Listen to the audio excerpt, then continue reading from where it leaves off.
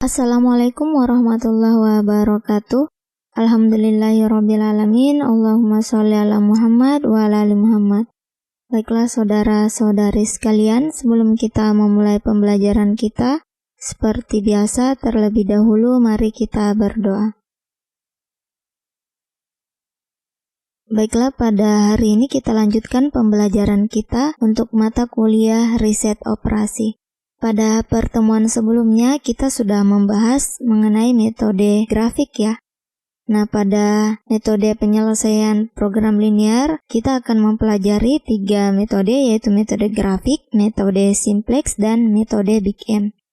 Jadi pada pertemuan ke-6 ini kita akan membahas mengenai metode simplex. Pada pertemuan yang lalu kita mempelajari mengenai metode grafik yang terbatas pada 2 variabel keputusan. Jadi kalau kita mau menyelesaikan untuk 3 variabel atau lebih akan sulit ya, karena sulit untuk menggambarkannya dalam bentuk grafik. Jadi untuk penyelesaian masalah program linear yang melibatkan lebih dari 2 variabel keputusan, dibutuhkan metode solusi yang lebih umum, yaitu metode simplex. Di mana metode simplex ini dirancang untuk menyelesaikan masalah program linear yang melibatkan 2 atau lebih variabel keputusan.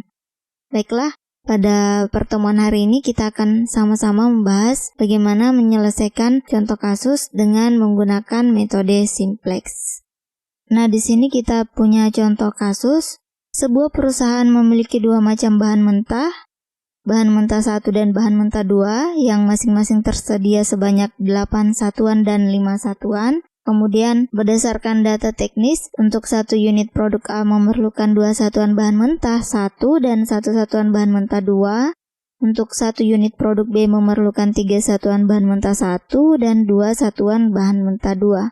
Berdasarkan data hasil riset pemasaran, perusahaan memperoleh data bahwa 1 unit produk A laku $15 dan 1 unit produk B laku $10.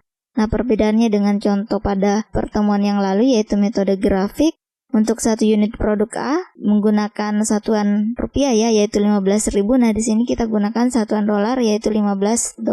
Kemudian untuk 1 unit produk B laku $10. Tentukan hasil penjualan maksimum yang dapat diperoleh oleh perusahaan tersebut dengan menggunakan metode simplex. Nah, untuk menyelesaikan kasus ini sama seperti pertemuan-pertemuan sebelumnya. Pertama adalah kita buat model matematisnya. Jadi variabel keputusannya, kita misalkan X1-nya adalah banyaknya produk A yang akan diproduksi dan X2 yaitu banyaknya produk B yang akan kita produksi. Selanjutnya, fungsi tujuannya, karena kita akan membantu perusahaan ini memaksimalkan penjualan, berarti fungsi tujuannya berupa maksimasi ya. Maksimasi dengan fungsi tujuan Z sama dengan, karena harga 1 unit produk A, X1-nya adalah $15, berarti 15X1 ditambah 1 unit produk B $10, berarti 10X2. Jadi fungsi tujuannya memaksimumkan fungsi tujuan Z sama dengan 15X1 ditambah 10X2. Selanjutnya kita buat kendala-kendalanya. Nah, kendala yang pertama yaitu ketersediaan bahan mentah 1, yaitu 2X1 ditambah 3X2 kurang dari sama dengan 8. Dan untuk kendala yang kedua yaitu bahan mentah 2, X1 ditambah 2X2 kurang dari sama dengan 5. Selanjutnya, setelah kita membuat model matematisnya, kita mengubah fungsi tujuan dan kendala-kendalanya. Nah, di sini fungsi tujuannya Z sama dengan 15X1 ditambah 10X2 kita ubah menjadi fungsi implisit, diperoleh nilai kanannya di 0 kan ya. Z dikurang 15X1 dikurang 10X2 sama dengan 0. Nah, saya rasa teman-teman sudah mahir ya untuk mengubah ke dalam bentuk ini. Untuk kendala-kendalanya, dia berbentuk pertidaksamaan ya. Kita akan ubah ke bentuk persamaan dengan cara menambahkan variabel slack. Nah, untuk kendala yang pertama, kita tambahkan slack 1 diperoleh 2X1 ditambah 3X2 ditambah S1 atau slack 1 sama dengan 8. Selanjutnya untuk kendala yang kedua, kita tambahkan slack 2 diperoleh X1 ditambah 2X2 ditambah slack 2 sama dengan 5. Dalam hal ini, untuk slack 1 dan slack 2 ini kita sebut sebagai variabel dasar ya. Nah, berdasarkan perubahan-perubahan ini dapat disusun formulasi baru, yaitu memaksimumkan fungsi tujuan Z dikurang 15x1 dikurang 10x2. Selanjutnya, tadi di kendala-kendalanya kita tambahkan variabel dasar selek 1 dan selek 2 ya. Jadi di fungsi tujuan kita tambahkan juga variabel selek 1 dan selek 2. Nah, agar tidak mengubah nilai dari fungsi tujuan ini, berarti nilai dari selek 1 dan selek 2 ini adalah 0 ya. Berarti untuk koefisiennya, koefisien dari variabel x1 dan x2 sini 0 ya. Berarti dikurang 0s1 dikurang 0s2 sama dengan 0. Dengan kendala-kendala 2x1 ditambah 3x2 ditambah selek 1 sama dengan 8 dan x1 ditambah 2x2 ditambah s2 sama dengan 5. Nah, langkah selanjutnya kita susun ke dalam tabel simplex. Nah, untuk tabel simplex ini bisa teman-teman lihat seperti ini ya.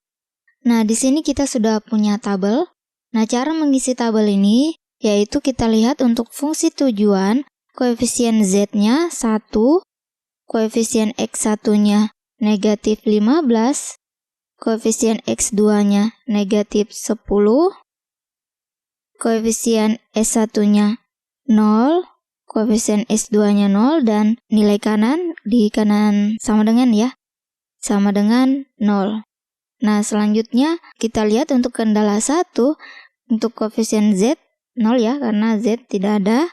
Kemudian koefisien X1-nya 2, koefisien X2-nya 3, koefisien S1-nya 1, kemudian koefisien X2-nya tidak ada S2 ya, berarti S2-nya 0 sama dengan 8. Ya, untuk nilai kanannya, kanan dari sama dengan yaitu 8. Selanjutnya untuk kendala yang kedua, koefisien Z-nya tidak ada, berarti 0. Selanjutnya, koefisien X1-nya 1, koefisien X2-nya 2, koefisien S1-nya tidak ada S1, berarti S1-nya 0. Kemudian koefisien S2-nya 1, nilai kanan dari tanda sama dengan nilai kanannya 5. Nah, untuk tabel simplex ini kita menggunakan bantuan Excel ya, untuk memudahkan perhitungan. Bisa teman-teman menggunakan perhitungan manual, tapi di sini pada video ini kita menggunakan bantuan Excel untuk memudahkan proses perhitungan. Nah, setelah kita membuat tabel simplexnya, langkah selanjutnya adalah memilih kolom kunci. Nah, untuk menentukan kolom kunci, kita perhatikan untuk baris Z ini, kita lihat kolom yang nilai pada baris Z-nya nilainya negatif terkecil ya. Nilai negatif terkecil dari baris Z ini adalah negatif 15 ya. Berarti kolom kuncinya adalah kolom X1. Selanjutnya, kita tentukan baris kuncinya. Cara menentukan baris kunci, kita tentukan dulu rasionya. Kita buat dulu kolom rasio. Nah, cara menentukan nilai rasionya yaitu sama dengan NK dibagi ini X1. Tinggal tarik ke bawah. Sama ya. 8 dibagi 2, 5 dibagi 1. Diperoleh hasilnya ini ya. Cara menentukan baris kuncinya yaitu baris yang memiliki nilai rasio positif terkecil. Nah, kita lihat nilai positif di sini ada 2, 4, dan 5. Positif terkecil yaitu 4. Jadi, baris kuncinya adalah baris S1. Nah, selanjutnya kita tentukan angka kunci. Angka kunci itu adalah irisan dari baris kunci dan kolom kunci. Nah, kita lihat irisan dari baris kunci dan kolom kunci ini ya. 2. Jadi angka kuncinya 2. Langkah selanjutnya yaitu kita ubah nilai pada baris kunci. Nah, jadi kita buat lagi tabel yang sama. Nah, baris kuncinya ini ya, S1, berarti baris kunci ini kita ubah nilainya.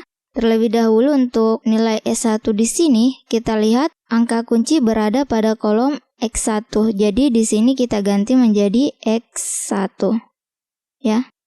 Selanjutnya baris kunci kita ubah caranya dengan membagi nilai-nilai pada baris kunci ini dibagi dengan angka kunci. Ya, angka kuncinya 2. Jadi nilai-nilai pada baris kunci ini kita bagi dengan angka kunci yaitu 2. Nah, caranya sama dengan ini 0 dibagi angka kuncinya 2 diperoleh nilainya 0. Tinggal teman-teman tarik, diperoleh nilai baris kunci barunya ini ya. Selanjutnya kita ubah nilai pada baris yang lain ya, baris Z dan baris S2. Untuk rumusnya yaitu baris yang lama ini, baris yang lama kita kurangkan dengan hasil kali dari nilai kolom kunci yang sesuai dikali dengan nilai baris kunci ini. Agar lebih jelasnya langsung saja kita praktekkan.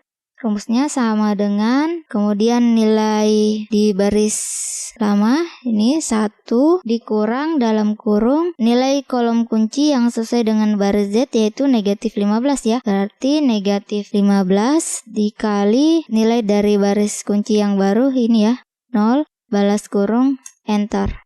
Nah, diperoleh nilainya ini tinggal kita tarik. Jadi nilai baru dari baris Z ini ya.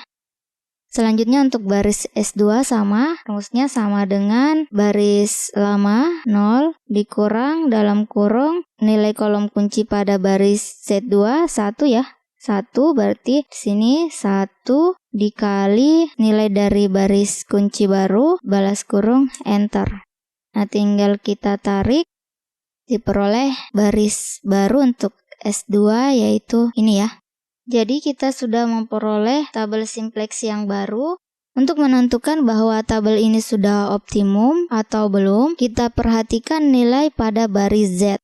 Tabel ini dikatakan sudah optimum kalau nilai-nilai pada baris Z ini sudah tidak mengandung nilai negatif ya.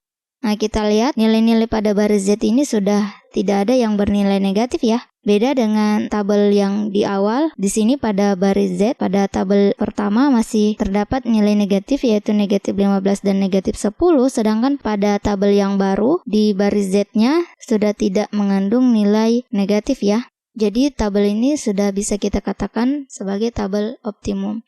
Jadi kalau tabelnya sudah optimum berarti kita sudah bisa menarik kesimpulan dari tabel ini, tabel optimum ini. Nah, bagaimana kalau ternyata baris Z ini masih mengandung nilai negatif? Nah, kalau nilai-nilai pada baris Z ini masih mengandung nilai negatif, maka teman-teman mengulang langkah-langkah dimulai dari menentukan kolom kunci, baris kunci, angka kunci, dan mengubah nilai-nilai pada tabel tersebut. Sampai teman-teman memperoleh tabel optimum, yakni nilai-nilai pada baris Z sudah tidak mengandung nilai negatif. Nah, jadi tabel ini sudah optimum sehingga kita sudah bisa menarik kesimpulan. Caranya kita perhatikan untuk baris Z, NK-nya sama dengan 60. Artinya bahwa nilai Z maksimumnya sama dengan 60. Kita lihat pada baris X1 nilai NK-nya 4. Artinya bahwa perusahaan memproduksi X1 sebanyak 4 unit. Dan kita lihat pada baris S2 diperoleh NK-nya sama dengan 1, artinya bahwa S2 tadi adalah untuk kendala yang kedua ya, artinya bahwa bahan mentah 2 tersisa 1 satuan. Nah, jadi kesimpulannya agar perusahaan memperoleh penjualan yang maksimum yaitu sebanyak $60, perusahaan harus memproduksi produk A sebanyak 4 unit, kemudian produk B tidak diproduksi, dengan sisa bahan mentah 2 yaitu 1 satuan. Nah, kita lihat bahwa untuk produk A ya, karena kita hanya memproduksi produk A, untuk produk A memerlukan 2 satuan bahan mentah 1. Karena kita memproduksi 4 unit berarti dibutuhkan 2 kali 4, 8 satuan bahan mentah 1. Bahan mentah 1 tersedia sebanyak 8 satuan. Jadi bahan mentah 1 terpakai seluruhnya ya. Untuk bahan mentah 2, untuk membuat 1 unit produk A diperlukan 1 satuan. Karena kita akan membuat 4 unit, berarti kita memerlukan bahan mentah 2 yaitu 4 satuan. Karena bahan mentah 2 tersedia 5 satuan, berarti 5 dikurang 4 tersisa 1 satuan. Nah, di sini kita lihat dengan menggunakan metode simplex diperoleh bahwa bahan mentah 2 tersisa 1 satuan. Nah, untuk contoh kasus yang kedua bisa teman-teman baca di materinya, sudah kami upload di Google Classroom-nya, silahkan dibaca. Untuk latihan soalnya juga silahkan dilihat di Google Classroom-nya, dan jangan lupa untuk mengisi absensi. Jika ada pertanyaan, silakan tinggalkan di kolom komentar pada bagian materi di Google Classroom-nya. Demikianlah pembelajaran kita pada hari ini. Insya Allah untuk pertemuan selanjutnya kita akan masuk pada materi metode Big M. Terima kasih atas perhatiannya. Jadi untuk metode simplex bisa teman-teman gunakan untuk menyelesaikan masalah program linier yang melibatkan 2 atau lebih variabel keputusan dengan langkah-langkah. Yang pertama membuat model matematisnya, kemudian mengubah fungsi tujuan dan kendala-kendalanya. Selanjutnya menyusun persamaan itu ke dalam tabel, kemudian menentukan kolom kunci, baris kunci, dan angka kuncinya, lalu mengubah nilai pada baris kunci dan baris-baris lainnya sampai memperoleh tabel optimum. Suatu tabel dikatakan optimum jika nilai-nilai pada baris Z-nya sudah tidak mengandung nilai negatif lagi. Kalau tabelnya sudah optimum, langkah terakhir yaitu menarik kesimpulan. Demikianlah pembelajaran kita pada hari ini. Semoga apa yang kita pelajari diberikan pemahaman yang benar dan semoga menjadi ilmu yang bermanfaat. Terima kasih atas perhatiannya. Mohon maaf jika ada salah kata. Assalamualaikum warahmatullahi wabarakatuh.